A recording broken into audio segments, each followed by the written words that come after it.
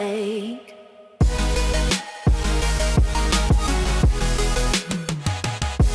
Welcome back, everybody, to another MLB The Show franchise mode here with the Chicago White Sox.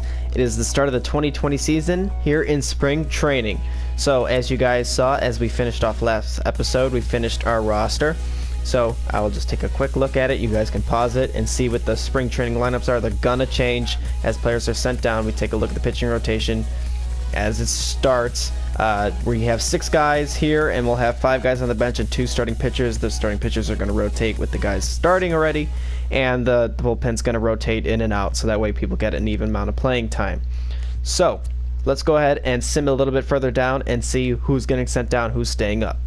Alright, we are halfway through spring training. We're 7-8 so far, and right now, we're not making any moves because pretty much every position player has done good. I mean, Lincecum 483, Delmonico 320, Adolfo 300, Castro 324, Thompson 263, Martin 385, Fernandez 250, Robles 267, Sanchez 294. So they're all doing good. Pitching wise, that basically won't get changed until about the last week of spring training. A couple guys may go down. That's just how I run things through spring training. So we'll go ahead and get towards the end here. Well, we are at the end of spring training, and let me just say, I thought this was I thought last season was hard. I should have seen this season coming. I have to cut a number of people, and I don't know who to cut. Yohan Moncada's not going to cut. Judge isn't going to cut. Mickey Rodolfo. Here, let's put the starters in. Let's just throw Matt Davidson as DH, because Matt Davidson ain't going nowhere. Jimenez ain't going nowhere. Devers ain't going nowhere. Rutherford is staying. Let's get him out of here as well. Who's a regular? Let's just get Castro. Nah. We need an everyday third baseman, so we need a DH. So, yeah, okay. Tim Anderson ain't going nowhere, and we need Zach Collins, and he did well. So, we have to have 4 players on the bench. Right now we have 8, meaning we have to cut 4 of them. Fernandez, 9 RBIs, 1 home run, a 278 batting average. He's only 18 years old, so he could spend some time in the minors, but he's done well. Lincecum, you would have to imagine with his performance, a 404 batting average isn't going anywhere. Nicky Delmonico is practically a regular 244. I mean, that's not bad. Scott Schiebler, I plan to trade him. I feel like he's just going to be a one-year fluke. 39 home runs, 92 RBIs, a 255 batting average. We got a lot of young guys. I'd like to get a piece back for him. Mickey Rodolfo, is this the time he gets to come up finally? 23 years old. 240 batting average, not bad. Adolfo Castro ain't going nowhere. Trace Thompson played well, 282. You saw his batting average last year through 46 games, 303 batting average. Yohan Martin and Yolmer Sanchez. So Yolmer did Yolmer did great last season. He did great. 283, 11 home runs, 39 driven in. He was an ultimate utility guy, and he's batting 297 spring training. But Yohan Martin, who's 20 years old, 72 overall B potential, is batting 333. I mean, the decisions, for me, Scott Schiebler's out of this. And you know what? Luis Fernandez is, let's get Lincecum in here because he's not going anywhere. So, of these 8, 4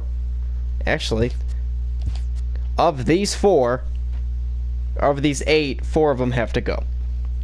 So Scott Schiebler is gone. And then what? Then who goes? So there's a lot of decisions there. And then after we move those 4, we're going to have to move 4 off the starting rotation. So we have Nottingham, didn't do that great. Garth Anderson did really good. Matt Harvey, not so great. Joe Meyer didn't do so great, but he's a Rule 5 draft pick with 26 strikeouts and 25 innings. I really don't want to let him go. Michael Kopech, will be there. Giolito and Carlos Rodon will be there no matter what. Rodon never does well in spring training, ever. Nobles did a great job last season. ERA's up there. Rob Scahill, the guy from the first year in this franchise, 7 innings pitched, didn't give up a run, only had 2 strikeouts. Chris Russin, his ERA was up there. I kind of said, his velocity falling off. What will we do with him? So, does he get moved with Schiebler? you know, Gregory Infante, you know, his numbers came back to life a little bit from his stellar 2018 season. You know, is this kind of it for him? He's 32 years old. Herschel Gibbons, new incoming guy, 31. I mean, he's not new and incoming, but he's for the team he is. Diaz, not too bad. Jake McGee, great. Reggie Gonzalez is going to be our closer. And then we got Giolito. And Larry Frank is forcing the issue. 1973 overall, B potential. So, I mean, this is hard. I mean, this is really hard. So, to save time, I'm going to go ahead and make the hard decisions, and we will come back. And if we make any trades, obviously, you know I will show you guys that. So, we made some moves, to say the least. So, we made some moves to make our team better, and let's take a look at what we did. We look at completed transactions, trades. White Sox acquiring Justin Verlander and outfielder Darian Norman from the Astros for our Rule 5 draft pick, Joel Meyer and Chris Russin. I don't know about you guys, but that is like highway robbery. So that is a great trade. Obviously, if you guys are familiar with MLB The Show 18 or any MLB The Show, they always put a lot of trade value into Rule 5 draft picks. I really don't take advantage of that, but I did here. We made another trade. So we traded and got a very good top prospect. I think he's the number 7 in baseball. And we traded Scott Schiebler, our big prospect, Vasquez, and Nicky Delmonico. So that trade, we definitely gave up a lot. So let's take a look at who we got. So if we look at starting pitchers, he's a 66 overall, A potential starting pitcher. You can see the stamina is really up there, which is good. The velocity is 99. The break's very good. So you can see pretty good numbers. His walking is pretty high. Obviously, he's going to start the season in AAA. And with the hits and Ks per 9 and the home runs, those will have to come up a little bit. So if he wants to see MLB action, but he's only 19 years old. We look at the center fielder we got in that trade, and that would be Darian Norman, 72 overall, 21 years old, center fielder. The contact is very good, and look, the speed is through the roof. He played 34 games last year, 207 batting average. I'm not sure where he's going to start the season. We'll find that out after the next cutscene. And then if we take a look at who else we got, Mr. Justin Verlander. So 78 overall, he's A potential, 37 years old, so he's getting older. But you can see even last season, 3.26 ERA. The strikeouts are up there. He's a great and experienced pitcher. We do have him on for 12.5. I don't know if he's on for that many more years. We can find that out. No, this is his last year of his contract. So he's a free agent, so it's a really good trade for us. We get a 1-year veteran. I mean, this is a great trade. He fills a need after we lose Noah Syndergaard. So, in my opinion, we look at the trades that the White Sox made. You know, the Justin Verlander trade, to me, is a steal. They get a great outfielder, and they give up a bullpen arm that they really didn't need. They were able to move him, and they give up a Rule 5 draft pick that they might have sent down and got rid of anyway. So, for me, great trade. The trade with the Mariners is... you're giving up a lot. We're giving up Scott Schiebler, who had 39 home runs last year. You're giving up a really big prospect in Andreas Vasquez, who we do have an even better third baseman prospect and a really all-star third baseman in Matt Davidson. And we gave up Nicky Delmonico, who didn't play too much last year, batted about .298, if I remember correctly. I mean, this is a trade out of need and surplus. We have a lot of good outfielders, ones that are really on the cusp of making the team, and we need more starting pitching. So I think it's a good trade. We gave up a lot, and I can understand if you guys are not happy about that trade. The White Sox did give up a lot. I completely understand that. And hopefully Carmen Rosado will be a fantastic pitcher on the south side for many years to come. Alright, it is time to start the 2020 season. We are going to be starting off at home. The first time in this series we are starting at home. Let's take a look at our roster. So we look at starting pitchers. It's going to be Giolito, and Garth Anderson is going to be the number 5 guy. We knew Verlander, Kopech, Rodon, Giolito were going to be in the top 4. Garth Anderson is making the team at 20 years old. Nottingham, Thompson, Harvey, Bannister, and Rosado will fill out AAA. We look at the relievers. McGee, Infante, Nobles make the squad, and all 4 of our closing pitchers in our club, Diaz, Herschel, Gibbons really aren't closing pitchers. They're not utilized that way. I could edit them, and I might just do that. Project Gonzalez is our closer, and we have Larry Frank on the team as well.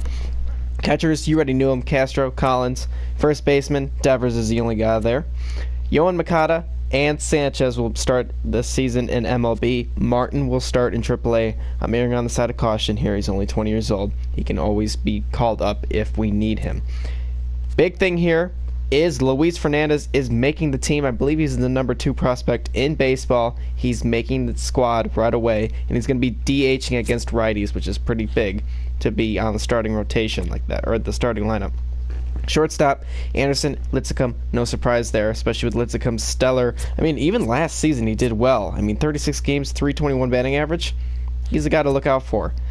Sean Robles was sent down. Blake Rutherford stayed.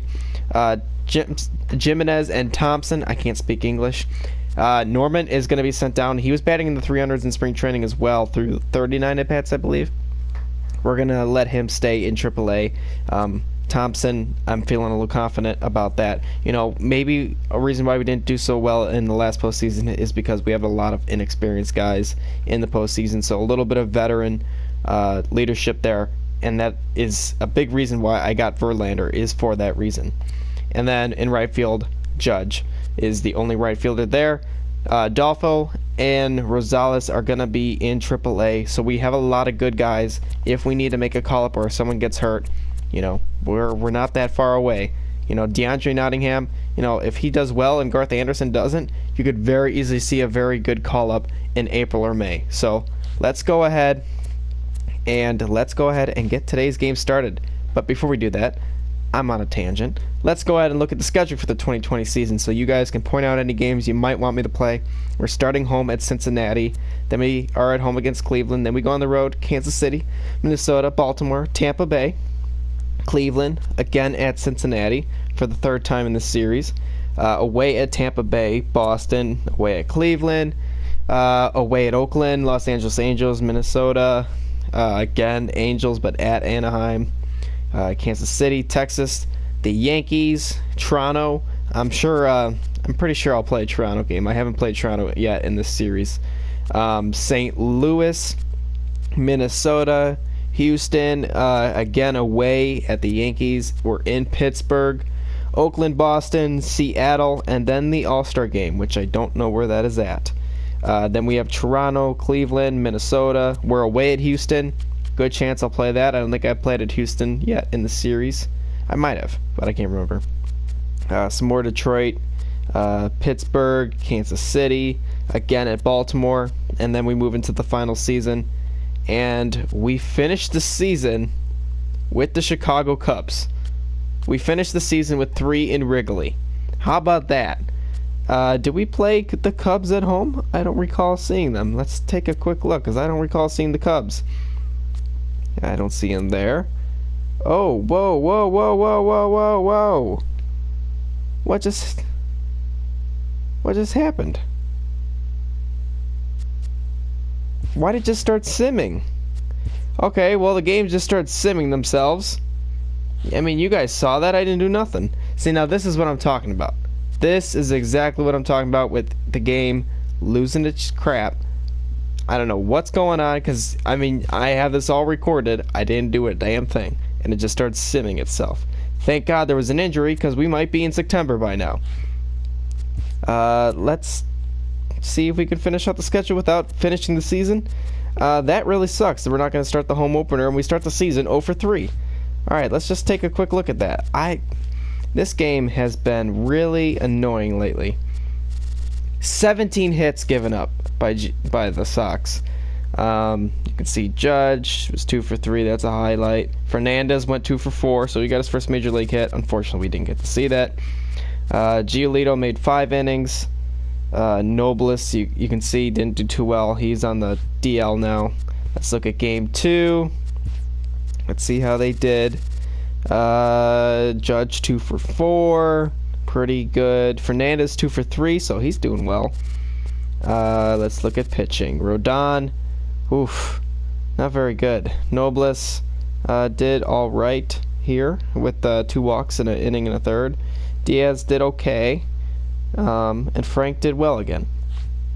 Then let's look at game 3. Let's look at the box score. Moncada 0 for 3, Judge 1 for 3, Fernandez 0 for 3 this time, and we look at pitching, and Verlander, I said his name weird, Verlander, 4 innings, 10 hits, so wow, not Cincinnati. I don't know what's in their shit, but they're doing something. Alright, well, since we're not gonna get to do our home opener like I was hoping we would, let's go ahead and just go right to this Cleveland game, and we'll see Garth Anderson's first game. I apologize about that. At least I had recorded so I could prove that I ain't doing nothing. The game's just being weird. So yeah, let's hope we get a win here in game 1 against Cleveland, and we go for our second win.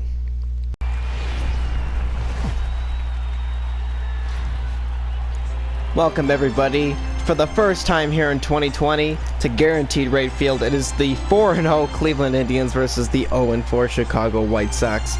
Their woeing ways at home have continued here into 2020, as Garth Anderson is set to make his first ever Major League start and his Major League debut. It's very exciting times for him. You can see he's 6'2", 217 pounds, and he's only 20 years old. So very young. He's not a big prospect that the White Sox have really touted about. You know, he worked hard, he made his way up here, and there he is. He's on the mound at 20 years old. And the White Sox will look to get his back today, as the White Sox have been giving up hit after hit after hit after hit in their first 4 games this season. So Garth Anderson, the new guy to the squad, looks to turn that all around here tonight against the first place Cleveland Indians. Tim Anderson is there at shortstop, back for another season in the black and white, as that is going to be a ball outside, a slider. So 2-0 quickly to Jose Ramirez. White Sox not off to the start the season that they wanted. No doubt about that. 0-4, continuing not to play that well at home, as this one's going to be grounded to Tim Anderson at short, and he's going to throw it on over to first and get the first out. White Sox up to bat as Cody Anderson makes his first appearance this season. Last year he had 6 starts. He had a 5.72 ERA, so not very good at all. 45 innings pitched, only 25 strikeouts. So the whip is a little bit up there, no doubt about it. And the White Sox look to capitalize on that today, as Yohan Moncada walks to the plate. He's 2 for 10 this season, so he's batting 200 to start here 4 games in. He is taking Adam Eaton's spot as the leadoff guy, and he's going to pop this one up to right center field. It's definitely not going to be deep enough, and that is going to be out number 1 here in the bottom of the first inning. Aaron Judge, his first plate appearance that you guys are going to see as a member of the White Sox, as that is going to be ball 1. A fastball high, and he comes into this game with 11-game hitting streak, so carrying over from last season. You guys have seen he's done well so far. He's got only 1 home run through his first 3 games, and that looks to be number 2.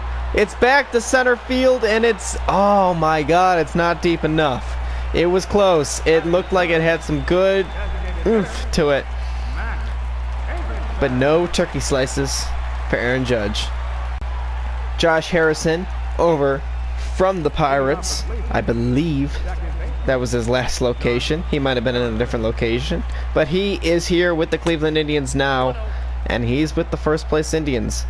I know it's early. The White Sox, they really do not want to start the season 0 for 5. That's not good. They're too good of a team to be playing as poorly as they are. I mean, I understand, you know, the Noah Syndergaard thing sucks, but you got to get over it. You know, it happens. As it is quickly 3-0 the count now, as Garth Anderson looks to get a strike, and he will there. You can see not a lot of fans in attendance. It seems to be a chilly day here in Chicago. And I mean, it is early April, so that's not out of the question. A good curveball there, gets the count full at 3-2. So the 3-2 from Garth Anderson, looking to get the first out of the inning. And that one's going to be popped into center field. Yoan Moncada unable to get it. Maybe if he dove out for that one, he would have got it. It was close. But a little blooper for Josh Harrison gets the leadoff runner on here in the top of the second inning. You can see just out of Yoan Moncada's glove reach. Luis Fernandez up to the plate for the first time in this series. The biggest White Sox prospect, the number 2 prospect in the league. He's playing third base today as Matt Davidson is DHing. And your first time seeing him. It is exciting times, no doubt about it. And he is going to be swinging at this one. And Josh Harrison's going to scoop it up. A quick 1 swing, 1 out. But you guys get to see his first at bat here at home. Austin Jackson to the plate, batting .400 so far this season. He was a free agent, and Cleveland scooped him up, as he was formerly on Cleveland as well, as he's going to fall this one down the right side.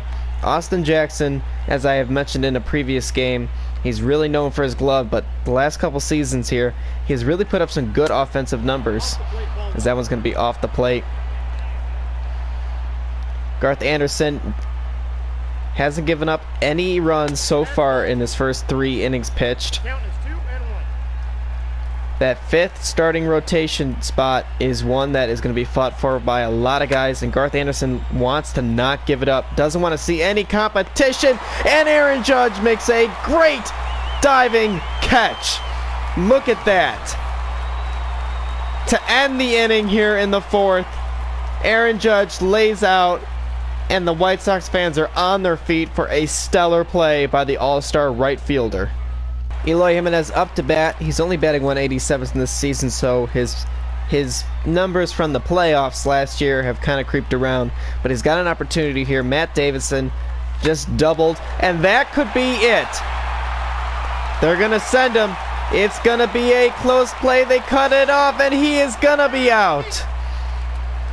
White Sox were hoping for not a good throw, and a lot of momentum taken away by the White Sox there. Tyler Naquin to the plate, 250 so far this season, excuse me.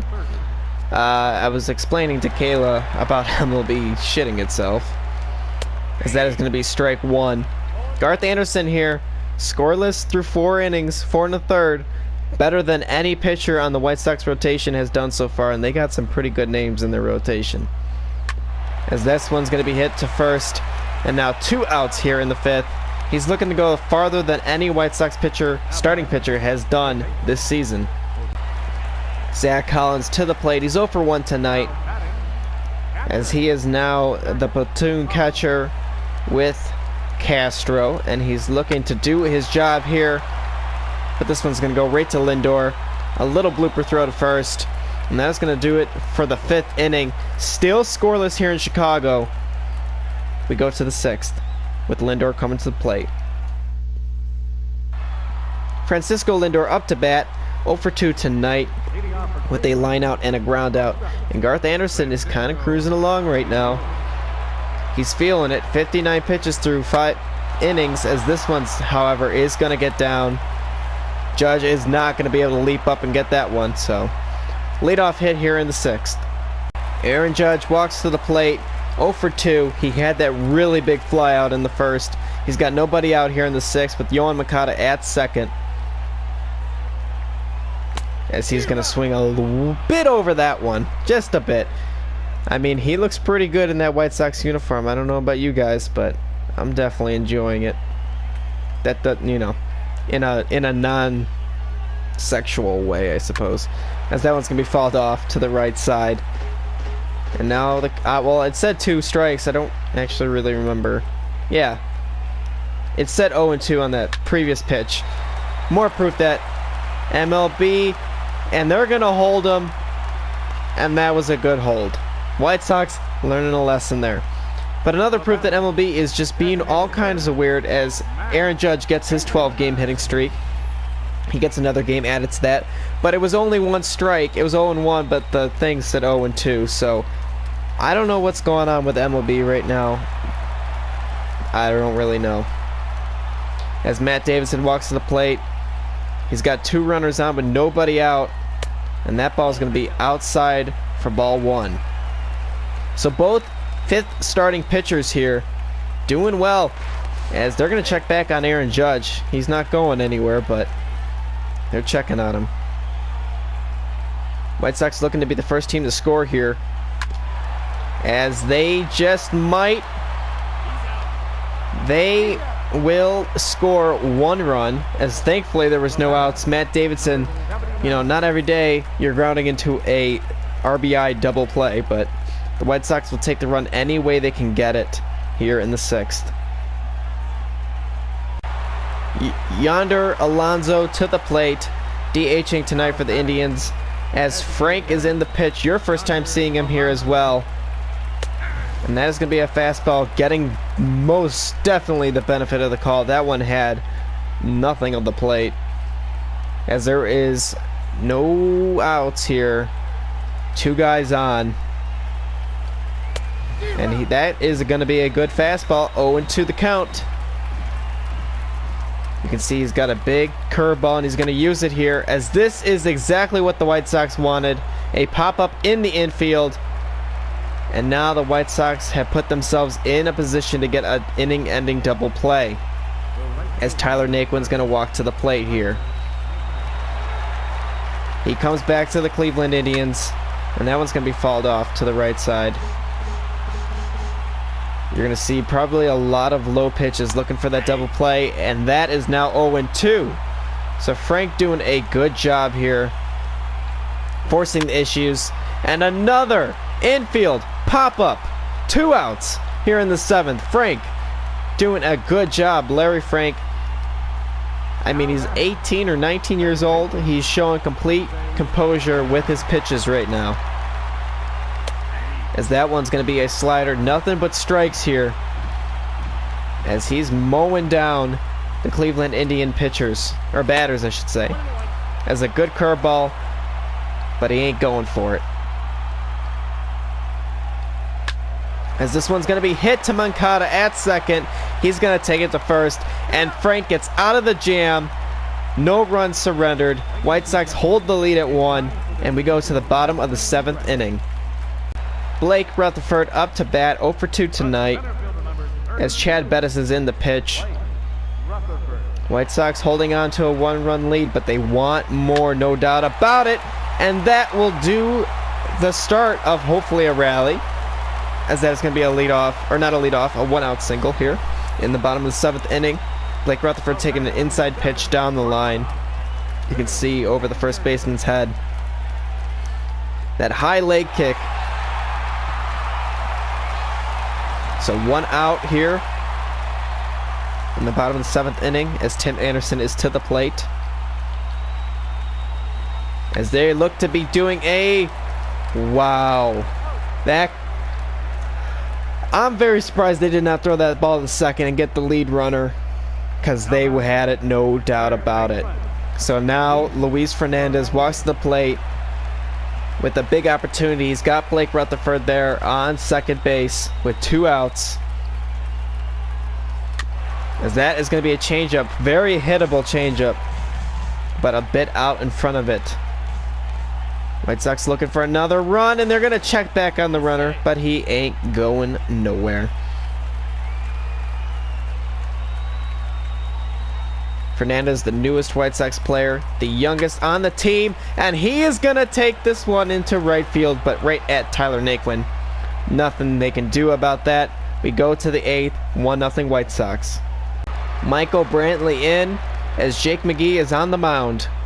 White Sox into their later portion of their bullpen, as if nothing changes, you're going to see Jake McGee, and then you're going to see Gonzalez, I should say, as it is now 0-2.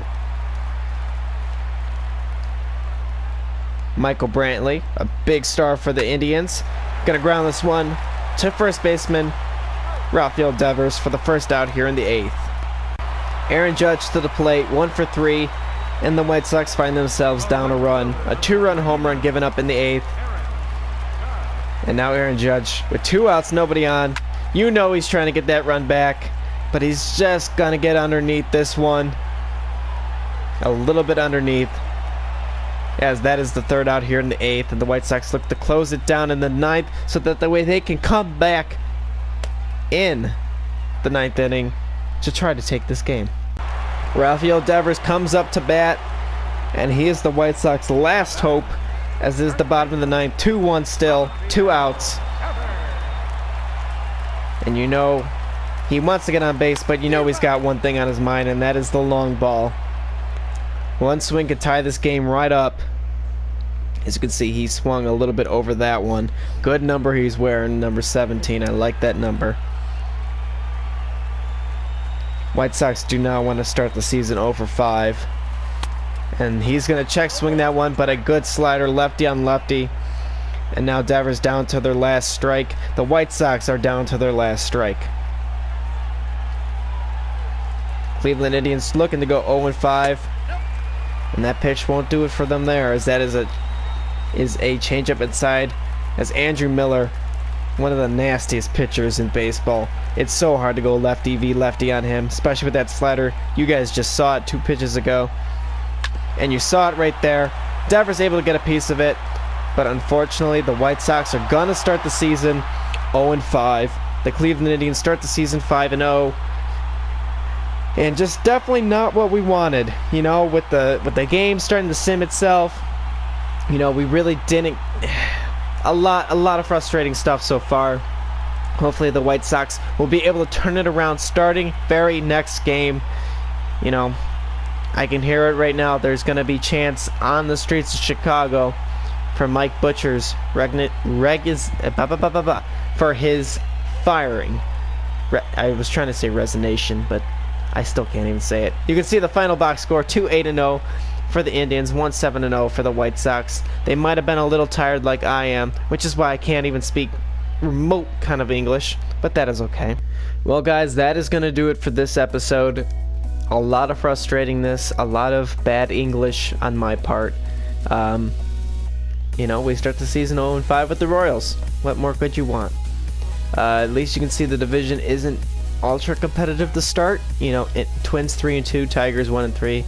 I mean, it's early. We're 5 games into the season. It's not time to start, you know, making trades and everything. This team's good. This team is too good to fail.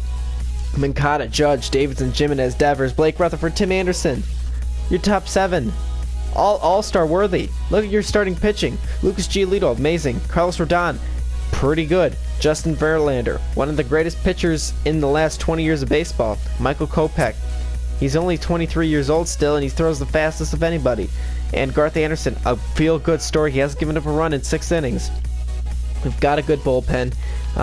A bit of a young bullpen. Could maybe use an arm in the future. We'll see where we're at. But you know what? This is a good team. They're not going to stay winless for long. You know, they're probably going to go on a streak now. This is how we started last season. We started like 1-6, and then we went on a streak where we won 19 of 20 games.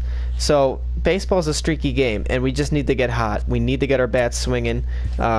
With guys like Judge, Davidson, and Jimenez, and Devers, there's no shortage of power in this lineup. No shortage at all. I can't speak English. So, unfortunately, guys, this is not the way we wanted to start it. But we will start getting better starting very next episode. I can promise you that. So, thank you guys for hanging out with me, and we will see you at the very next episode.